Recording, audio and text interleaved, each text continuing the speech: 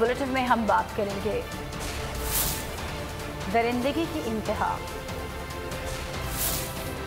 पंजाब जराइम ज्यादा,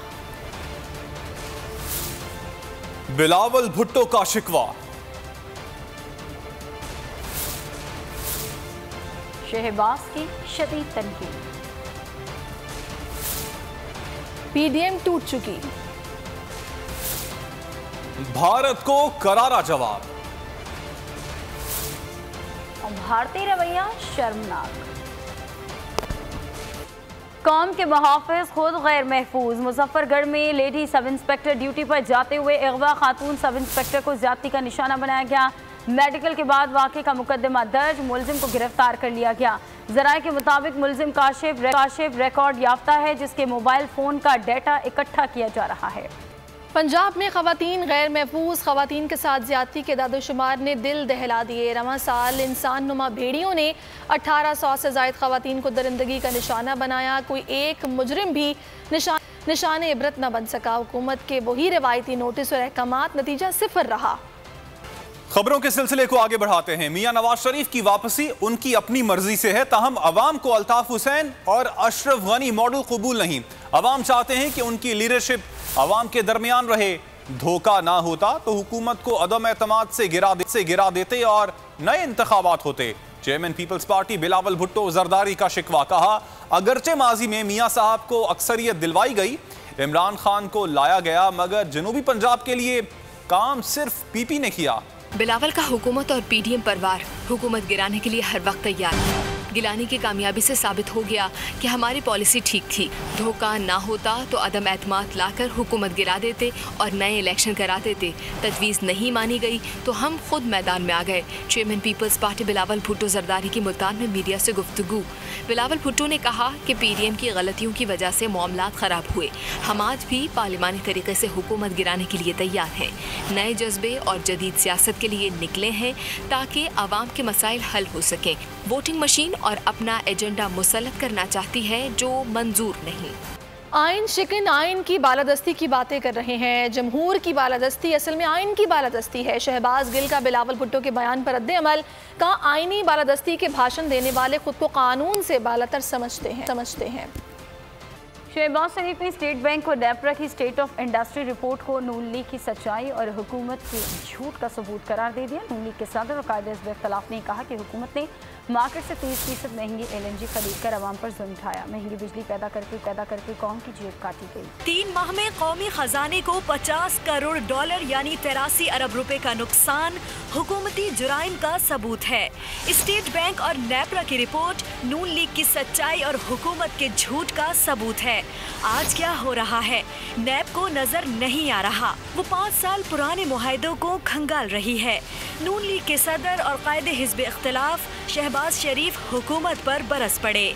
शहबाज शरीफ ने कहा कि कम पैदावारी सलाहियत और महंगी बिजली पैदा करने वाले प्लांट्स को इस्तेमाल करके अवाम के मसाइल बढ़ाए गए।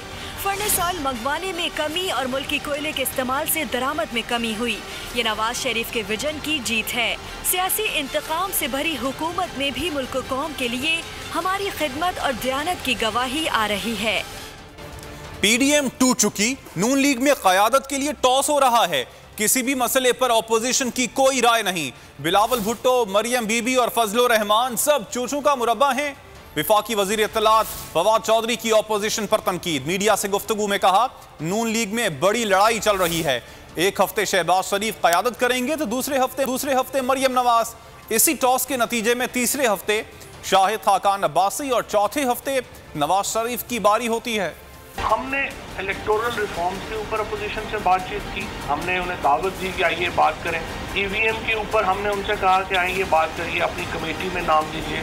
3 महीने गुजरने के बाद अभी तक अपोजिशन की तरफ से कोई नाम स्पीकर को मौसूल नहीं है। इसी तरीके से बाकी किसी मसले के ऊपर अपोजिशन की कोई राय नहीं। हम ये देखते हैं कि शहबाज हो, मरियम बीबी हो, ये सारे एक चूचू का मुरब्बा बन गए। किसी को पता नहीं है कि दूसरे की राय क्या है, दूसरे को पता नहीं है तीसरे की राय क्या है। पार्टियों के अंदर भी एक बहुत ज्यादा लड़ाई जारी है। PMLN में तो टॉस हो रहा है कि इस हफ्ते शहबाज शरीफ साहब क़यादत करेंगे, अगले हफ्ते मरियम करेंगी, फिर टॉस होता है, फिर पता चलता है शायद खान नवाज साहब की बारी आ गई है, और फिर चौथे फिर पता चलता है कि नवाज शरीफ साहब को क़यादत करेंगे। तो PMLN के अंदर एक अपनी बहुत बड़ी लड़ाई झगड़ा फसाद जारी है, वो तय होगा तो वो आगे बढ़ेंगे। PDM पहले टूट चुका है। जो इस सारे खेल में जो नुकसान है वो ये है कि कोई संजीदा बात जो है वो अपोजिशन की तरफ से नहीं आती। भारत को अफगानिस्तान में जिल्लत और रुसवाई उठानी पड़ी। भारत का अफगानिस्तान में कोई किरदार नहीं है। भारत की एक सरहद भी अफगानिस्तान से नहीं मिलती। लेकिन भारतीय मीडिया को मॉनिटर किया जाए तो यूँ लगता है कि जैसे अफगानिस्तान हिंदुस्तान का सबसे बड़ा मसला है। वफाकी वज़ीर इत्तलात फवाद चौधरी का भारतीय वावेले का करारा जवाब। अफगानिस्तान में जो सूरत हाल है, मैं बहुत हैरान हूँ उन लोगों के ऊपर, और खसूसन इंडियन मीडिया में। मैंने तो अभी अगली काबीना की मीटिंग में दरख्वास्त करने वाला हूँ कि वैसे तो हमारे तजारत नहीं हो पा रही इस वक्त हिंदुस्तान से, लेकिन हमें हिंदुस्तान को बरनौल एक्सपोर्ट करने की इजाज़त दे दें, जितना ही वहाँ पे चलन चल रही है। जनरल फैज़ वो पहले एक इंटेलिजेंस एजेंसी के सरबराह नहीं है जिन्होंने काबुल का विजिट किया। हिंदुस्तान का अफगानिस्तान से कोई ताल्लुक नहीं, उनकी तो 1 इंच बॉर्डर भी अफगानिस्तान से नहीं मिलता। लेकिन आजकल जो है, जब मैं इंडियन मीडिया को अगर मॉनिटर करें तो यूँ लगता है कि अफगानिस्तान जो है वो हिंदुस्तान का सबसे बड़ा मसला है। आप अपना काम कीजिए, आपके यूपी के इलेक्शन आ रहे हैं, आप वो इलेक्शन लड़िए, आप अफगानिस्तान के ऊपर तवज्जो करके क्यों बैठे हो। भारत को अफगानिस्तान में बहुत बड़ी शिकस्त हुई। रॉ और NDS तलवे चाट रहे हैं। DGISI के दौरे काबुल पर भारत वावेला मचा रहा है। इससे क्या तकलीफ है? अफगानिस्तान में इस्तेहकाम और तरक्की से पाकिस्तान की तरक्की वाबस्ता है। वज़ीर दाखिला शेख रशीद की मीडिया से गुफ्तगू। कहा, पाकिस्तान अफगानिस्तान में अमन चाहता है। उम्मीद है अफगान सरजमीन पाकिस्तान के खिलाफ इस्तेमाल नहीं होगी। 40 साल वहाँ 60 कैंप ट्रेनिंग बनाए, सारी NDS वहाँ बनाई, बिलियन रुपीस खर्च किए। काश आप कैमरामैन, ये फॉरेन जर्नलिस्ट, उनकी वो शक्लें बताएं जब वो जा रहे थे काबुल से, चेहरे लटके हुए थे। उनको जिल्लत और रुसवाई उठानी पड़ी है। तालिबान ने अभी हुकूमत बनानी है, जब बनेगी तो फिर मैं इस पे बात करूंगा। जब हमारी ये कमिटमेंट है कि यहाँ से उनके खिलाफ सरजमीन इस्तेमाल नहीं होगी, तो उनकी भी ये कमिटमेंट है। जनरल फैज अगर काबुल गए तो he is a smart man. उसने, मेरा मतलब इंडिया को क्या तकलीफ है? सुबह से लेके शाम तक वो जनरल फैज पे तबसरा कर रहे हैं। भाई क्या अमेरिकन नहीं गए वहाँ पे? क्या कतर वाले नहीं गए? क्या UK के लोग नहीं गए? अभी एक साहब ने सवाल किया कब तस्लीम करेंगे। ये इमरान खान साहब का फैसला है, हुकूमतों का फैसला है। मैं वजीर दाखिला इस बॉर्डर मैनेजमेंट का इंचार्ज हूँ। पाकिस्तान अफगानिस्तान और खित्ते में अमन के लिए काम जारी रखेगा। DGISI जनरल फैज हमीद की यकीन दहानी। अफगानिस्तान के मुतवक्के सरबराह हुकूमत मुल्ला अब्दुल गनी बरादर, गुलबदीन हिकमतयार और दीगर तालिबान रहनुमाओं से मुलाकात में सरहदी सिक्योरिटी सूरत हाल पर तबादला ख्याल किया गया। ISI चीफ का काबुल मिशन, पाकिस्तान की तरजीह, इस्तेहकाम और